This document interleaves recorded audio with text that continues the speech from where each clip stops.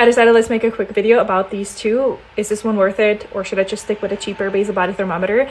I've reviewed these in the past when I just started with fertility awareness and when I actually came off my copper IUD, which was back in 2023. So it's been quite a while now. I've still been using Symptopro as my fertility awareness method. I teach Symptopro and I've been loving it ever since coming off the copper IUD. It's been definitely quite the journey. But essentially this person is asking, is it worth to get the Daisy basal body thermometer, or should I just stick with a cheaper one?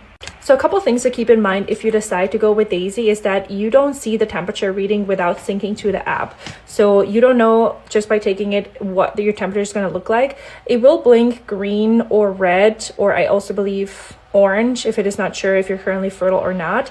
However, as I always say, I would not trust any algorithms that tell you when you're fertile, because the thing is that I have noticed over the years, not specifically with Daisy, but in general with algorithms, that they don't know our body. They don't know if our ovulation is going to be delayed this month, and they could do a false prediction of our fertile window based on just your past cycle data, which yes, they can give you an estimate of what your fertile window might look like, but they will never know if this month's ovulation is also going to be in that range or if it's going to be outside of that range, because maybe you're going to be sick before ovulation and ovulation is delayed, or you have a really stressful time ahead from work and ovulation is deciding to be delayed this month. An algorithm cannot know that, and neither can a fertility awareness method. But with a fertility awareness method, you're never assuming that ovulation is past until you actually have proof of the increase in temperature and you're dry above cervical fluid. So personally, don't think that it's bad to use Daisy. I would just be cautious of that algorithm and those predictions. You can definitely take it and just use your basal body temperature and apply your own methods rules. Like I for example, use the Symptopro rules and apply that for myself to determine when I'm fertile and when I'm not.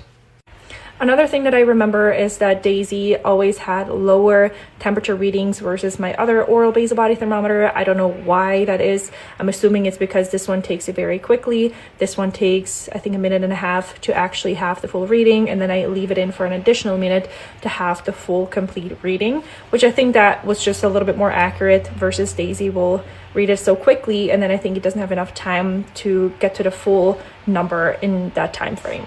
So if I would have to decide today, do I use a regular basal body thermometer or Daisy, I would go with the regular one simply because it's way more affordable, and I could actually invest that money and save that money from Daisy and get an instructor from a fertility awareness method and know exactly how to open and close my fertile window, and then have that for life essentially, versus spending the money on Daisy and then also not being able to trust the algorithm, and therefore having to also get an instructor that will get way more expensive than it needs to be.